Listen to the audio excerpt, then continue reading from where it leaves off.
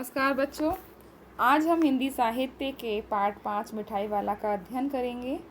ये पाठ श्री भगवती प्रसाद वाजपेयी जी के द्वारा लिखित है। आइए उनके बारे में जानते हैं। श्री भगवती प्रसाद वाजपेयी जी का जन्म कानपुर के मंगलपुर ग्राम में 11 अक्टूबर 1899 को हुआ। 1899 मतलब 1899। इन्होंने कई नौकरियों के साथ लेखन कार्य भी जारी रखा। ये हिंदी साहित्य सम्मेलन के सभापति रहे। इन्होंने फिल्मों के लेखन के लिए भी भाग्य आजमाया। 8 मई 1973 में इनका दतिया में निधन हो गया। और जो इनकी रचनाएं हैं वह हैं मधुपर्क, हिलोर, खाली बोतल, उपहार, दीपमालिका, पिथौरा, छलना, उसकी बूंद, प्रेम पथ, मीठी चुटकी, अनाथ पत्नी, त्याग, मनुष्य और देवता आदि। आइए इनकी एक रचना मिठाई वाला के बारे में हम अध्ययन करें। मिठाई वाला जो एक कहानी है, इसमें बताया गया है कि एक पिता जो बच्चों के प्रति जो प्रेम भाव होता है, उस प्रेम भाव को इसमें दर्शाया गया है।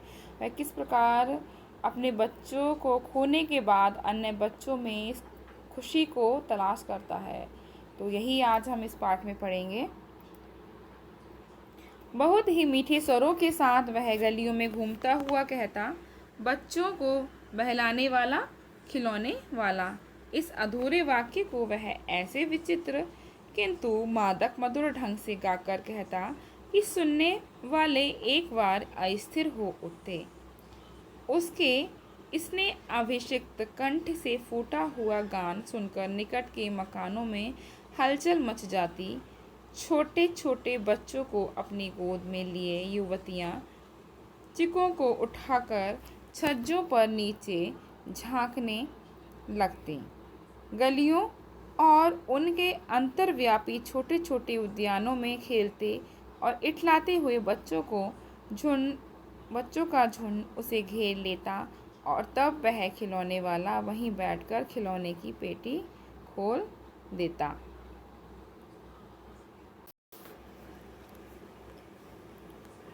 इस अधूरे वाक्य को वह कैसे ऐसे विचित्र मतलब अजनबी या अलग ढंग से किंतु मादक मधुर ढंग से गाकर कहता कि सुनने वाले एक बार अस्थिर होते। अस्थिर मतलब बेचैन हो जाते थे।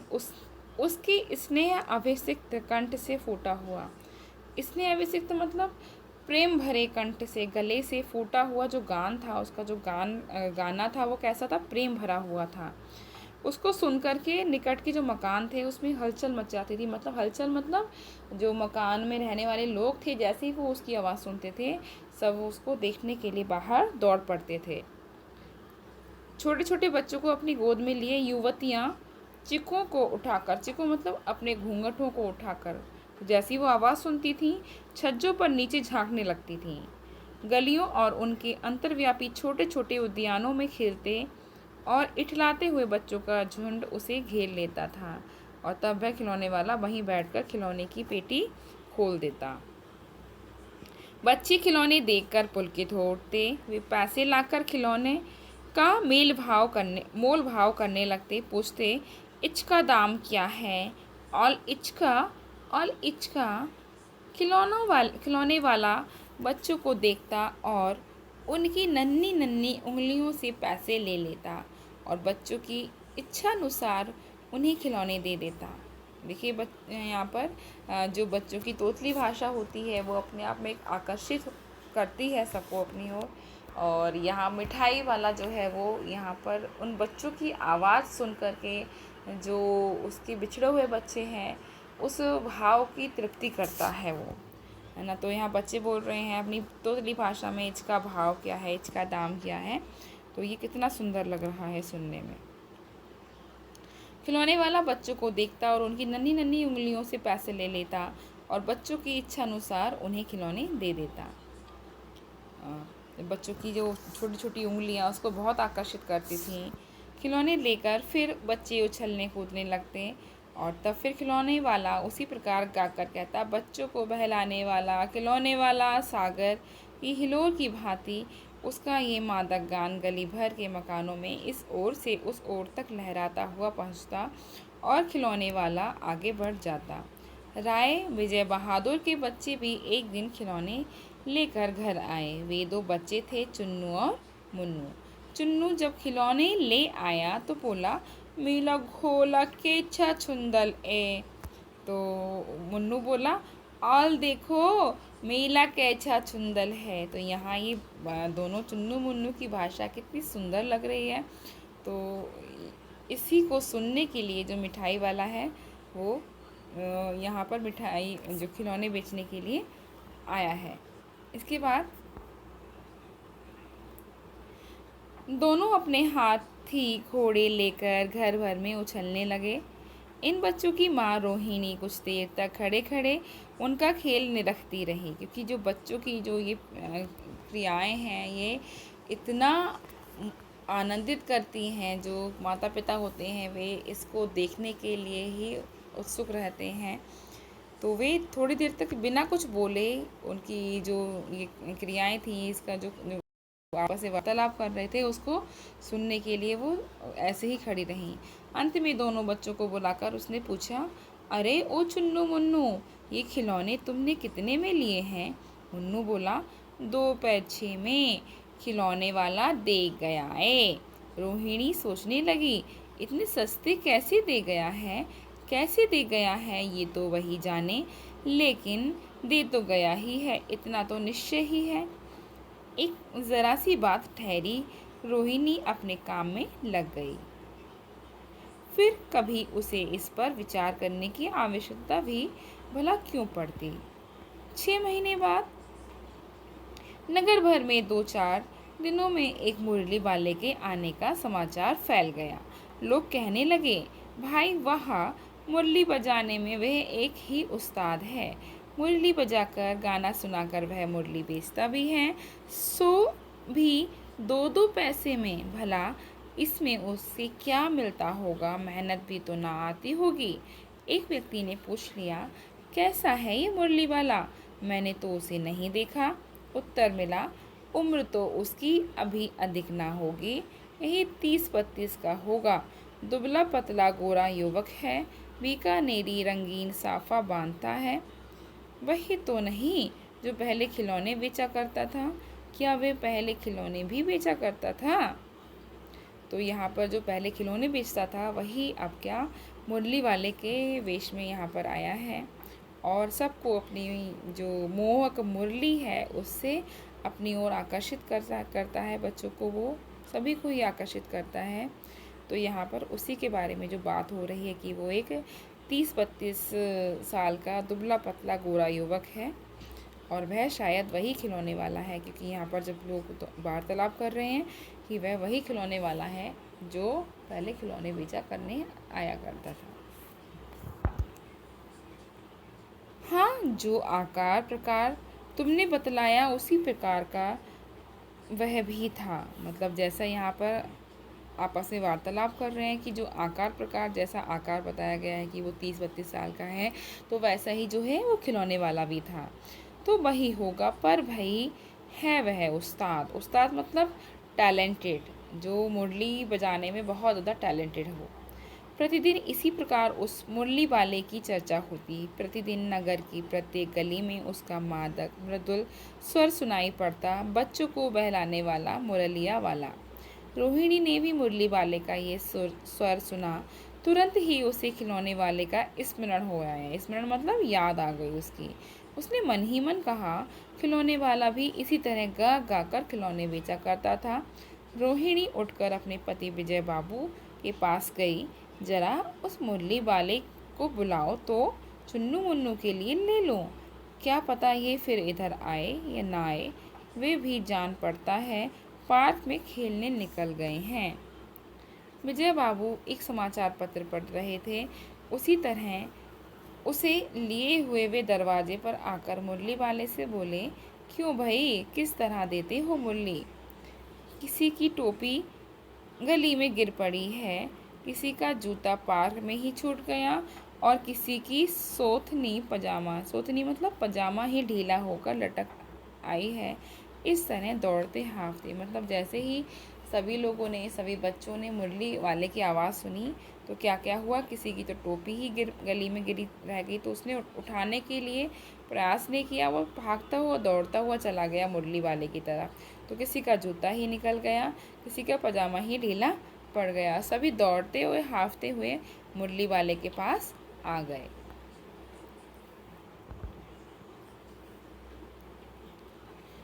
हुए दौड़ते और हाँफते हुए बच्चों का झुंड आ पहुंचा। एक स्वर से सब बोल उठे, हम भी लेंदे मुल्ली और आप भी लेंदे मुल्ली, है ना।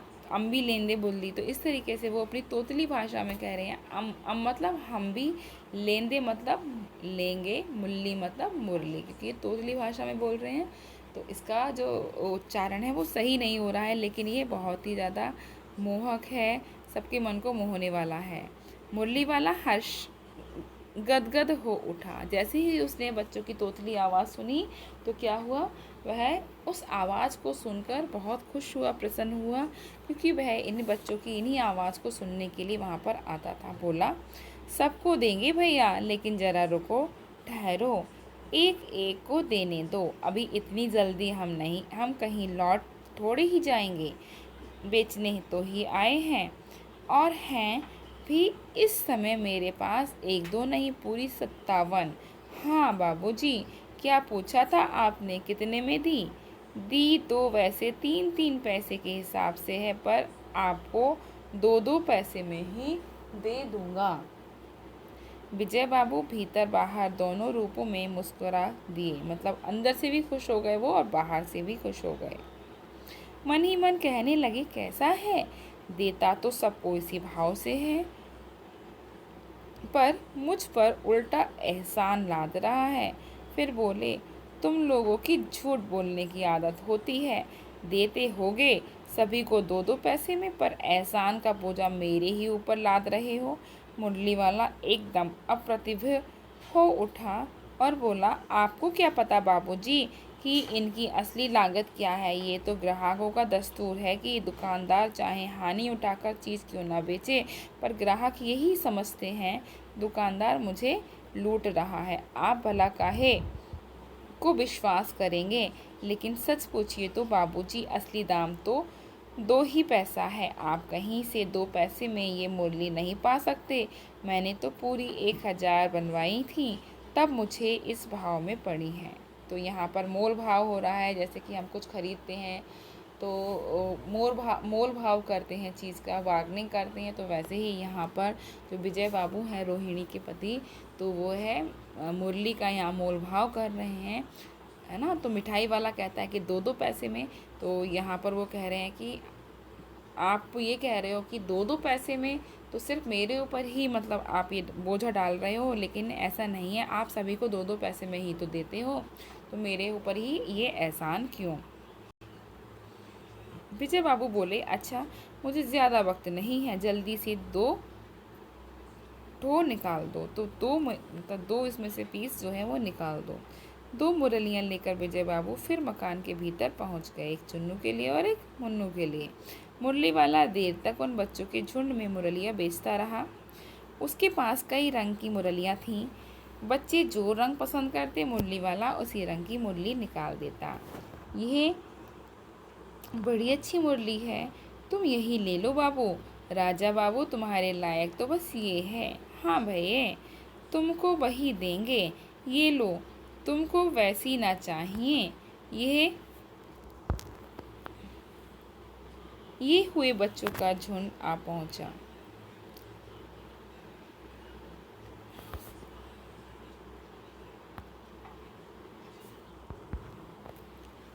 ये नारंगी रंग की, अच्छा वही लो, ले आए पैसे। अच्छा ये लो, अच्छा ये लो, तुम्हारे लिए मैंने पहले ही से ये निकाल रखी थी, तुमको पैसे नहीं मिले। तुमने अम्मा से ठीक तरह से नहीं मांगे होंगे। धोती पकड़कर पैरों में लिपट कर अम्मा से पैसे मांगे जाते हैं बाबू। हाँ फिर जाओ, अब की बार मिल जाएंगे। फिर थोड़ी देर में जब वह बच्चा आता है, तब फिर से मुरली वाला दूनी है तो क्या हुआ, ये लो पैसे वापस लो, ठीक हो गया ना हिसाब, मिल गए पैसे। देखो मैंने तरकीब बताई, अच्छा अब तो किसी को नहीं लेना है, सब ले चुके, तुम्हारी माँ के पास पैसे नहीं हैं, अच्छा तुम भी ये लो, अच्छा तो अब मैं चलता हूँ। इस तरह मुरली वाला फिर आगे बढ़ गया। तो देखिए बच्चों, यहाँ पर मुरली वाले ने जो बच्चे हैं उनसे तरह तरह की वार्तालाप की, उनके साथ जो वार्तालाप किया उससे अपने आप को आनंदित किया, क्योंकि जो उनकी भाषा थी वह आनंदित करने वाली थी। तो और इस तरीके से जो अपने बच्चों की स्मृति थी, यादें थी, उनको संचित करके वह अपने आप में खुश होकर वहाँ से लौट गया। आगे, आज अपने मकान में बैठी हुई रोहिणी मुरली वाले की सारी बातें सुनती रही। जो रोहिणी है वो चुन्नू और मुन्नू की माँ है। आज भी उसने अनुभव किया बच्चों के साथ इतने प्यार से बातें करने वाला फेरी वाला पहले कभी नहीं आया। फिर वह सौदा भी कैसा सस्ता बेचता है भला, आदमी जान पड़ता है। समय की बात है जो बेचारा इस तरह मारा मारा फिरता है, पेट जो ना कराए सो थोड़ा। तो यहाँ पर रोहिणी जो है उसी मिठाई वाले की, उसी खिलौने वाले की, उसी मुरली वाले की बात कर रही है कि वह कि तरह तरह के जो धंधे अपनाता है अपना पेट पालने के लिए। तो इसके बारे में बातें की जा रही कि वह बहुत भला आदमी है। इसी समय मुरली वाले का क्षीण स्वर दूसरी निकट की गली से सुनाई पड़ा, बच्चों को बहलाने वाला मुरलिया वाला। रोहिणी इसे सुनकर मन ही मन कहने लगी, और स्वर कैसा मीठा है इसका। बहुत दिनों तक रोहिणी को मुरली वाले का ये मीठा स्वर और उसकी बच्चों के प्रति यह स्नेहसिक्त बातें याद आती रहीं। स्नेहसिक्त मतलब बच्चों से प्रेम भरी बातें। महीने के महीने आए और चले गए, फिर मुरली वाला ना आया। धीरे धीरे उसकी स्मृति भी क्षीण हो गई, मतलब वह मुरली वाला बहुत दिनों तक नहीं आया और उसकी जो यादें थीं वह भी क्षीण हो गईं। 8 मास बाद, मतलब 8 महीने बाद, सर्दी के दिन थे। रोहिणी स्नान करके मकान की छत पर चढ़कर आजानुलंबित केश राशि सुखा रही थी।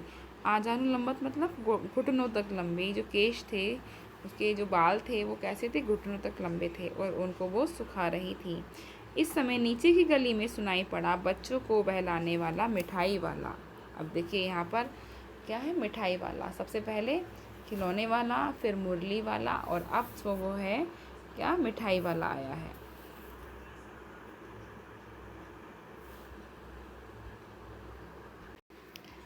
मिठाई वाले का स्वर उसके लिए परिचित था।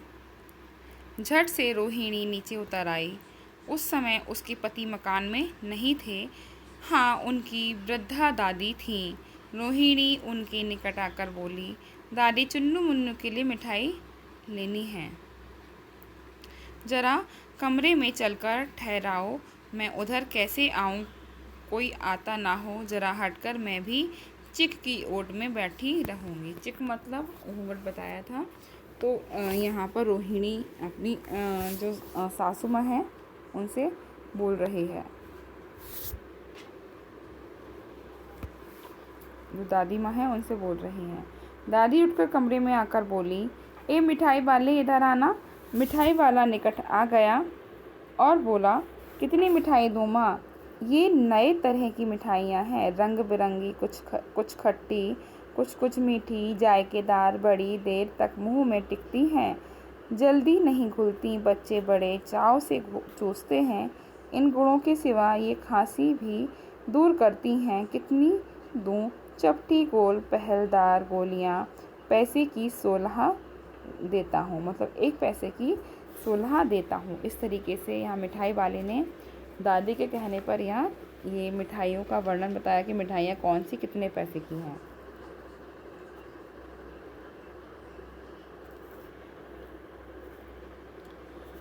दादी बोली, 16 तो बहुत कम होती है, भला 25 तो देते। मिठाई वाला, नहीं दादी, अधिक नहीं दे सकता, इतना भी देता हूँ। ये अब मैं तुम्हें क्या, खैर मैं अधिक ना दे सकूँगा, मतलब इतना भी देता हूँ, ये अब मैं तुम्हें क्या। यहाँ कुछ देर सोचता है, खैर मैं अधिक ना दे सकूँगा। इस तरीके से मिठाई वाला बोलता है। रोहिणी दादी के पास ही थी। बोली, दादी फिर भी काफ़ी सस्ता दे रहा है, 4 पैसे की ले लो, ये पैसे रहे। मिठाई वाला मिठाइयाँ गिनने लगा। 2 4 की दे दो, तो 4 की दे दो। अच्छा 25 नहीं सही, 20 ही दे दो। अरे हाँ, मैं बूढ़ी हुई, मोल भाव अब मुझे ज़्यादा करना आता ही नहीं। कहते हुए दादी के पोपले मुंह में ज़रा सी मुस्कुराहट फूट पड़ी। पोपला मतलब जिसके दांत नहीं होते हैं, तो उसका जो मुंह होता है, माउथ होता है, वो कैसा पोपला हो जाता है। तो उसको मुस्कुराहट आ गई कहते हुए। रोहिणी ने दादी से कहा, दादी इससे पूछो तुम इस शहर में और कभी भी आए थे या पहली बार आए हो? यहाँ के निवासी तो तुम हो नहीं। दादी ने इस कथन को दोहराने की चेष्टा की ही थी कि मिठाई वाले ने उत्तर दिया, पहली बार नहीं, और भी कई बार आ चुका हूँ। रोहिणी चिक्की आड़ ही से बोली, पहले यही मिठाई बेचते हुए आए थे या कोई और चीज़ लेकर? मिठाई वाला हर्ष, संशय और विस्मय आदि भावों में डूबकर बोला, इससे पहले मुरली लेकर आया था और उससे भी पहले खिलौने लेकर। रोहिणी का अनुमान ठीक निकला, क्योंकि रोहिणी ने यही अनुमान लगाया था कि जो मिठाई वाला है ये कौन है, ये वही खिलौने वाला है जो सबसे पहले आता था। अब तो वह उससे और भी कुछ बातें पूछने के लिए अस्थिर हो उठी। वह बोली, इन व्यवसायों में भला तुम्हें क्या मिलता होगा? वह बोला, मिलता भला क्या है, यही खाने भर को मिल जाता है, कभी नहीं भी मिलता, पर हाँ संतोष, धीरज और कभी कभी असीम सुख जरूर मिलता है, और यही मैं चाहता भी हूँ। सो कैसे, वह भी बताओ। ये रोहिणी फिर पूछ रही हैं। अब व्यर्थ उन बातों की क्यों चर्चा करूं, उन्हें आप जाने ही दें। उन बातों को सुनकर आपको दुखी होगा। जब इतना बताया है तो और भी बता दो, मैं बहुत उत्सुक हूँ, तुम्हारा हर्जा ना होगा, मिठाई मैं और भी ले लूँगी। तो जो यहाँ रोहिणी है वो उनसे उनके दुख की बात, उनकी जो बीती है उसको पूछने के लिए वो कहती है कि आपका जो समय बताने में लगेगा उसके लिए आप चिंता ना करें, मैं आपसे और मिठाई ले लूँगी। अतिशय गंभीरता के साथ मिठाई वाले ने कहा। अतिशय मतलब बहुत ज़्यादा गंभीरता के साथ। मैं भी अपने नगर का एक प्रतिष्ठित आदमी था। मकान, व्यवसाय, गाड़ी, घोड़े, नौकर चाकर सभी कुछ था। स्त्री थी, छोटे छोटे 2 बच्चे भी थे। मेरा वह सोने का घर संसार था। बाहर संपत्ति का वैभव था, भीतर सांसारिक सुख था। मतलब कि उनके पास ये सब कुछ था। पत्नी थी, 2 बच्चे थे, व्यवसाय था, गाड़ी घोड़े नौकर चाकर सभी कुछ था, और बाहर संपत्ति और वैभव था। मतलब जो संपत्ति मतलब बहुत ज़्यादा अमीर था वो। भीतर सांसारिक सुख था, और भीतर जो आंतरिक सुख होता है, जो पारिवारिक सुख होता है, वह भी उसके पास था। स्त्री सुंदरी थी, मेरी प्राण थी। बच्चे ऐसे सुंदर थे जैसे सोने के सजीव खिलौने।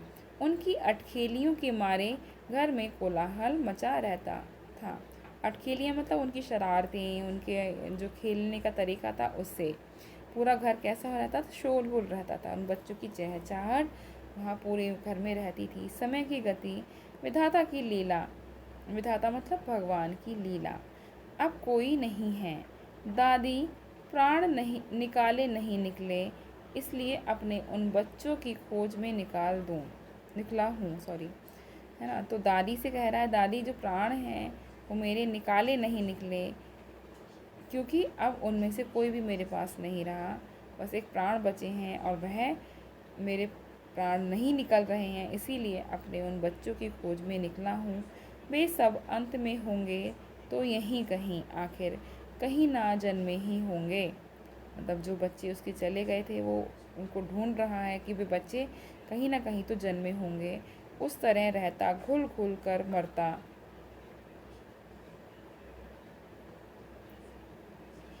इस तरह सुख संतोष के साथ मरूंगा। मतलब अगर मैं घर में ही रहता, कुछ नहीं करता, तो मैं घुट घुट के मर जाता, लेकिन अभी अगर मैं इस तरीके से ये गतिविधि करता हूँ, ये खिलौने बेचता हूँ, तो जिससे क्या होता है कि मैं बच्चों के साथ अपना व्यवहार का आदान प्रदान करता हूँ, इससे मुझे सुख और संतुष्टि मिलती है। और अगर मैं ऐसा नहीं करता तो घुट घुट के मर जाता, तो संतोष के साथ मरूंगा। इस तरह के जीवन में कभी कभी अपने उन बच्चों की एक झलक सी मिल जाती है। ऐसा जान पड़ता है जैसे वे इन्हीं में उछल उछल कर हंस खेल रहे हैं।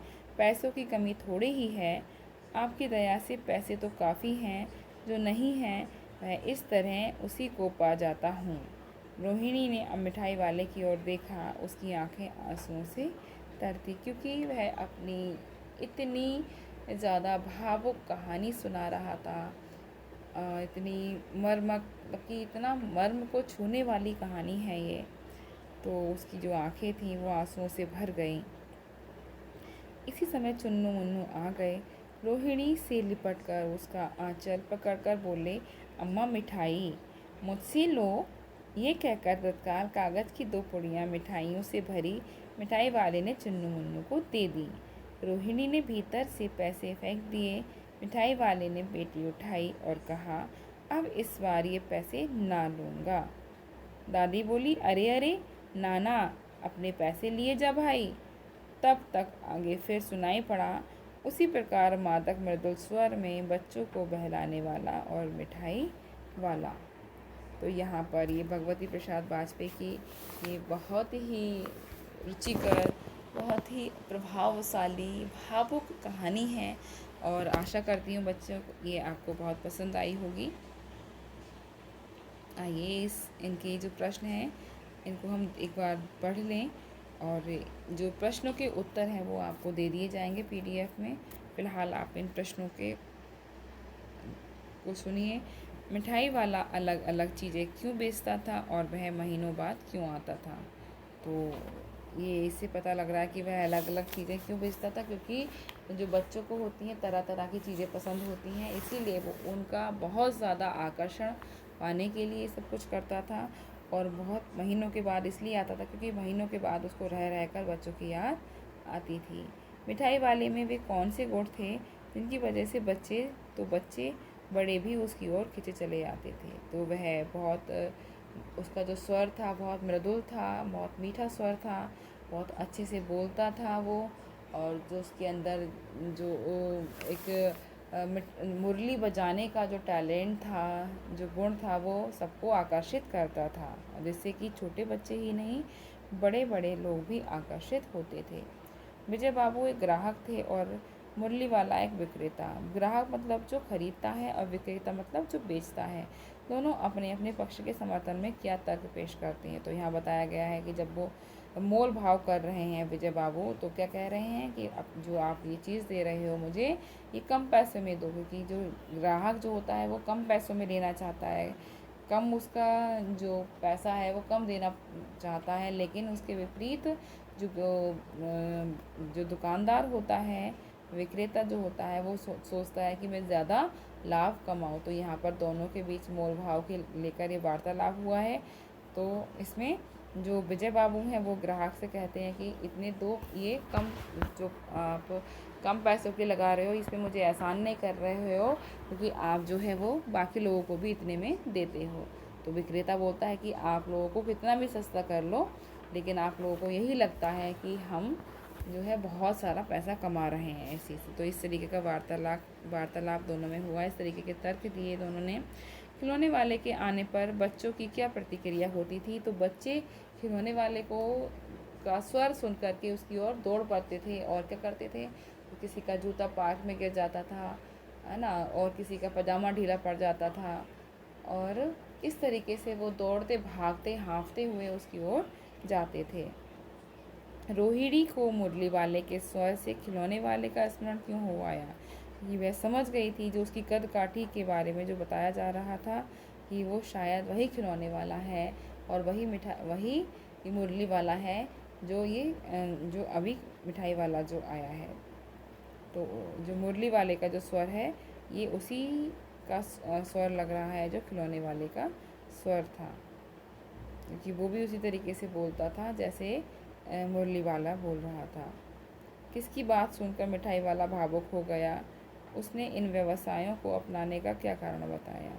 तो किसकी बात सुन कर के? वो रोहिणी की बात सुन कर के भावुक हो गया था और उसने फिर इन व्यवसायों को अपनाने के बारे में बताया कि उसने ये व्यवसाय किसी पैसे को कमाने के लिए नहीं, बल्कि अपनी जो उसके जो परिवार के लोग खो गए हैं, जो बच्चे उससे दूर हो गए हैं, उन्हीं की स्मृति को फिर से हरा भरा करने के लिए, उसको अपने मन को संतुष्ट करने के लिए उसने ये धंधा, ये व्यवसाय जो है वो अपनाया है। अब इस बार ये पैसे ना लूँगा। कहानी के अंत में मिठाई वाले ने ऐसा क्यों कहा?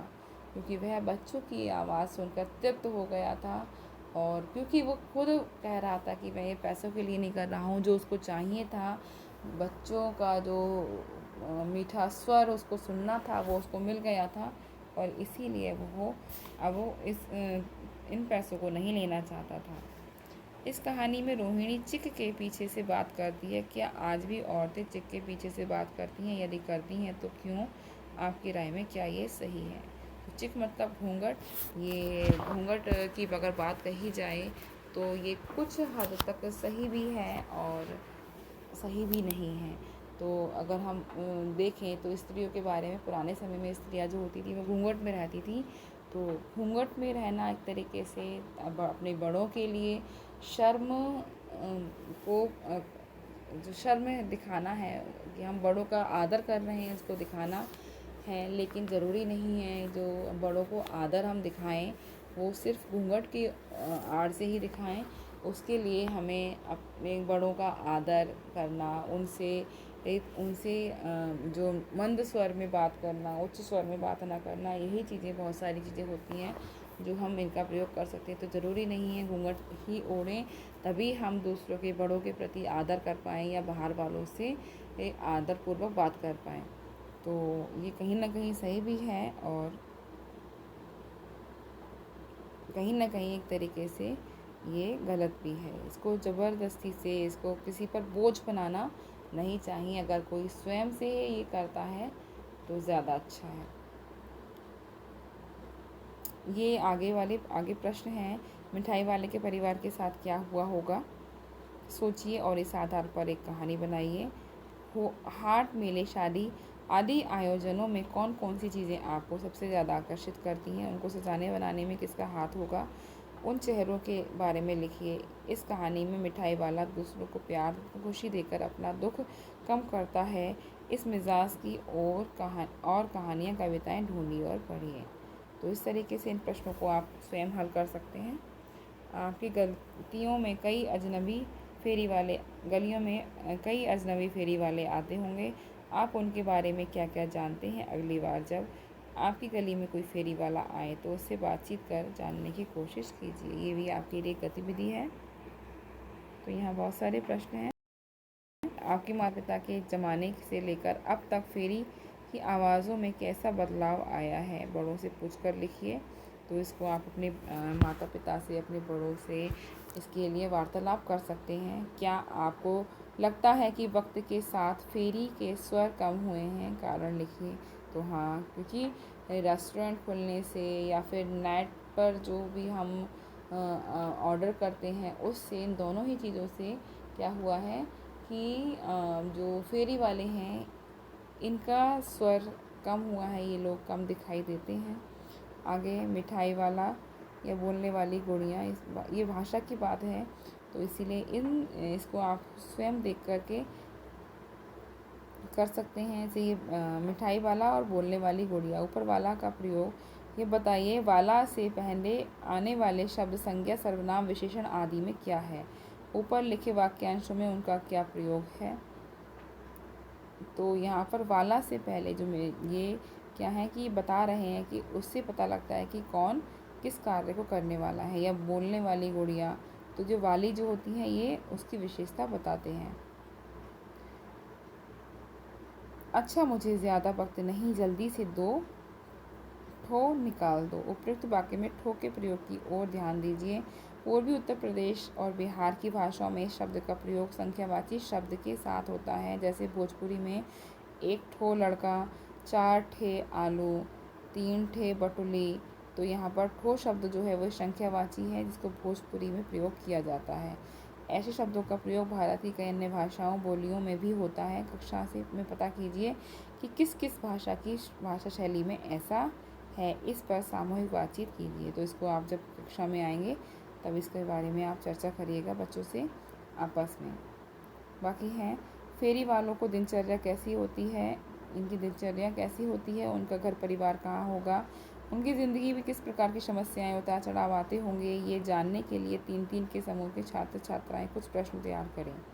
तो ये भी आपका एक तरीके से एक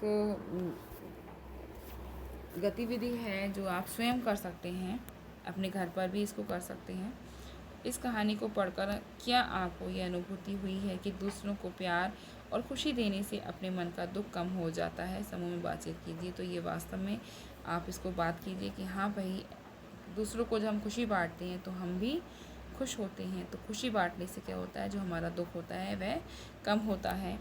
अपनी कल्पना की मदद से मिठाई वाले का चित्र शब्दों के माध्यम से बनाइए कि मिठाई वाला यहाँ इस पार्ट में कैसा होगा। बाकी ये देखिए, ये केवल पढ़ने के लिए है, इसको आप पढ़िएगा, स्वयं से पढ़िएगा इसको। मैं यहाँ पर इसको जूम कर रही हूँ ताकि आप इसको पढ़ सकें।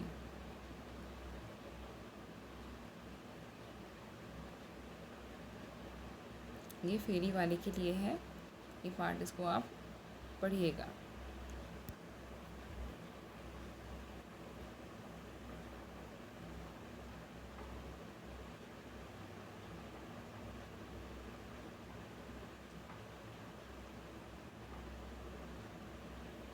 ठीक है बच्चों, धन्यवाद।